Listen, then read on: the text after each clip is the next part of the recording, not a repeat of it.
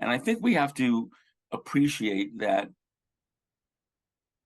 almost all of southern Maine is traumatized in a way. You've got the families of the 18 people that were killed, and then you've got the families of people that were severely wounded. Yeah. And we can't really talk about those folks because they're in intense grief, and there's really no tricks for them to, or even, suggesting how they can cope.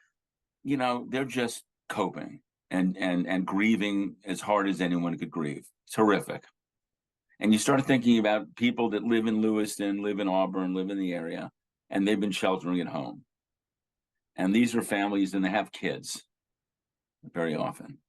And many of them are going to possibly have some sort of personal connection or 6 degrees of separation to somebody who was killed. In order to take care of the kids properly, the adults involved, the parents or guardians, they've got to somehow bind their anxiety so they can speak to the kid in developmentally appropriate ways, depending on the age of the kid, and they can punctuate, we're safe. I'm going to keep you safe. The police are going to keep us safe, and that's critical here. If they need to cry, yell, scream, whatever, can they do it away from the children? So then when they're talking to the children, they can be present and give that feeling of stability to their kid, When the preschooler has heard something, you're going to try to give a one-sentence response. A bad man hurt people. But then you want to flip it to the heroes. And the heroes in this story are the police. But the police are keeping us safe. Elementary school kids and into middle school, they're asking a lot more questions.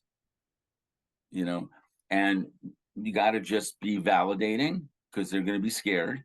And validate, they're scared. But also, again, the conversation has to still center around, I'm going to keep you safe. We're going to keep you safe. You are safe. And the police are going to catch this man.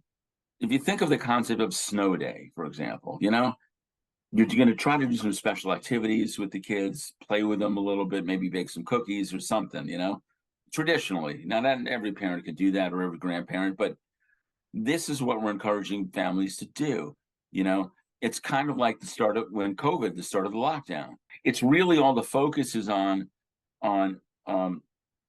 keeping the children feeling as safe as possible. At the same time, you have to validate for the older kids that this is horrible, and they're going to need to talk it out. There's 3 flavors of crisis hotlines that people can access.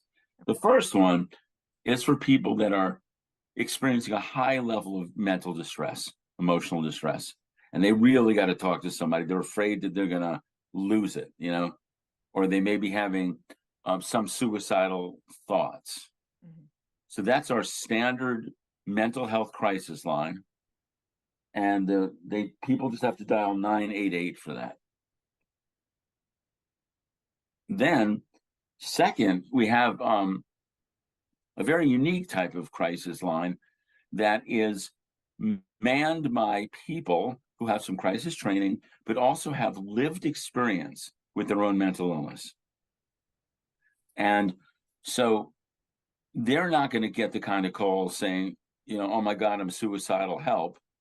But they're going to get calls from people that struggle with mental illness who are trying to get themselves together, and they're extraordinarily anxious or more depressed, and they need to talk to somebody.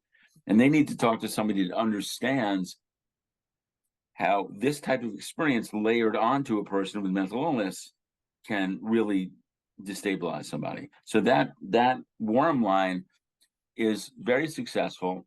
And in fact, during COVID, the state invested in, a couple million more dollars to expand the warm lines because, it really proved to work very well. And then thirdly, for teenagers, there's a text support line, texting. Mm-hmm. And the warm line phone number, I apologize, is 1-866-771-9276. And now we get to the teen text support line, and that is 207-515-8398. And that's where a teen can talk to as kind of a crisis person that's specially trained in working with that age group. So those are immediate resources, because we don't have walk-in clinics right now where people can have instant access to therapy. It'd be nice if we did. Now, what we will be providing, as soon as the children go back to school and the manhunt is over, they go back to school, the schools in Lewiston and Auburn and areas will have people there that can help manage, the whatever emotions are happening post-crisis for the students, which is similar to when a school, maybe a kid dies in a car accident and they come to the school to kind of support the student body and what's going on. There's no good news here, but this was not a shooting that involved multiple perpetrators. This is one person. So we know when that one person is in custody, then people are going to be feel safe to walk the streets. And that's what everyone needs.